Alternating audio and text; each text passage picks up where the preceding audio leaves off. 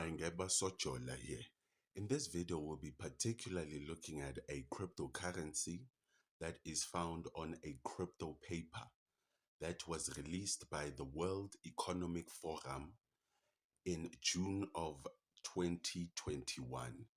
This cryptocurrency is known as Solana, and its token and the actual cryptocurrency is known as Sol, right?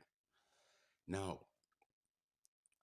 Solana is a blockchain, right, that was developed to fundamentally solve the time problem, the clock problem. Now, until 2017, there had not been any blockchain or any network that put timestamps or that recorded time on a blockchain.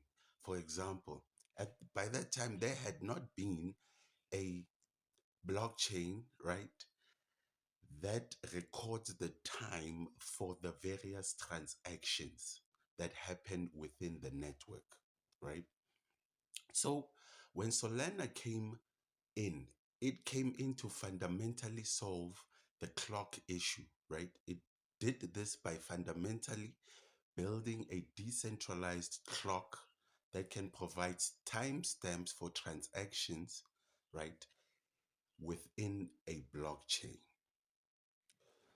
Now, Solana also shows that it is possible to build a blockchain, right, or a network that is decentralized, that is secure, right, and that is very fast, right, using a layer one technology, right, not needing a layer two solution on the first blockchain.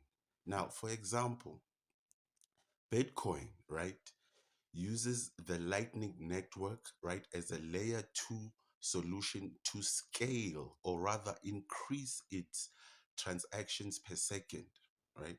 Now, Ethereum also does this, right, by Ethereum 2, right? But Ethereum 2 does the second layer solution by providing a mechanism known as sharding within that second layer. Now, it fundamentally time stamps transactions, right? And Solana is fundamentally built for mass adoption, right? High performance, high speed, right? And it has a transaction per second that ranges from about 50,000 to about 65,000 transactions per second. When it comes to the consensus mechanism that is used by the Solana blockchain, right, there are two schools of thought in regards to this.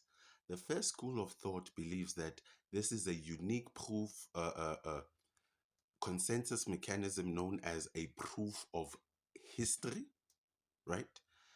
And the other school basically thinks that it is a proof of stake, right? But with a critical component, right? Known as the verifiable delay function, right? Which makes time stamping very possible within the network. Now, when it comes to validators and nodes, right? Validators don't need any specific amount to be able to become a validator or to stake. For example, in order for you to be a validator in Ethereum, right, you need about 32 ETH, right? In order for you to be a validator in Cardano, right, you would need 10 ADA, right? Now, in order for you to be a validator in Solana, there is no minimum required amount. So anybody can be a validator without needing to have huge amounts of money. Now, when we look at the nodes within this network fundamentally perform three functions, right? Number one, it stores transactions, right?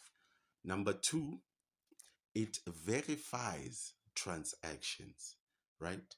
And number three, we look at the basic creation of a block, right? Now, the creation of a block in Solana happens in every 400 milliseconds, right?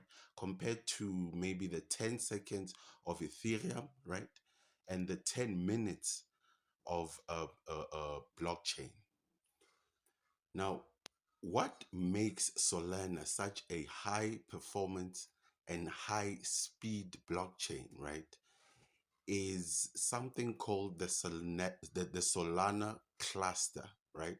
The Solana clusters are basically a group of validator nodes, right, that basically focus on a certain transaction, right, or a certain set of transaction. For example, instead of every node, right, in the blockchain validating transactions like in Bitcoin, right? You have a group of nodes known as cluster nodes, right? That basically focus on a certain category of transactions. For example, you would have a group of computers just focusing on, let's say, an exchange that has been built on Solana, right? Or you would have a group of computers, right, that just focuses on a game that has been built on Solana, right? So you have certain groups or certain nodes which come together and focus on a certain category of transactions. Now, this makes Solana very, very fast, right? And very, very high performance, right? The one thing that gets investors, institutional investors to be specific, so excited about Solana is the fact that it is fast. It's so fast, its speeds are comparable to that of the stock exchange or Visa, right? When we speak of a stock exchange, maybe we speak of NASDAQ, right, in the States, or the Dow Jones, or the Nikkei in the Japan, right? Or the Johannesburg Stock Exchange, right? Those type of speeds are very great for uh, uh, uh, uh, stock exchanges, right? So this is the one element that made investors very excited about this project. Now, if there are malicious nodes or malicious validators that are found within the network, a strategy known as slashing, right, basically taking the rewards that the validator gets for performing his job, right, away, right?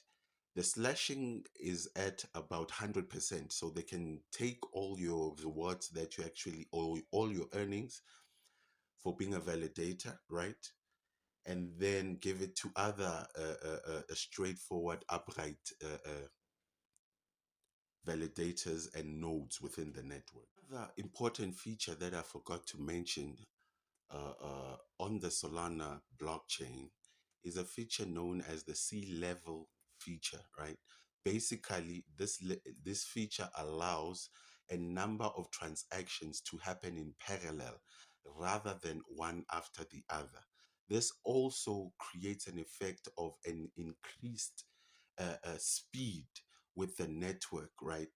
Which can take the network, right, to about a million, over a million transactions per second, right? Now, the most notable companies that have dealt with Solana are as follows.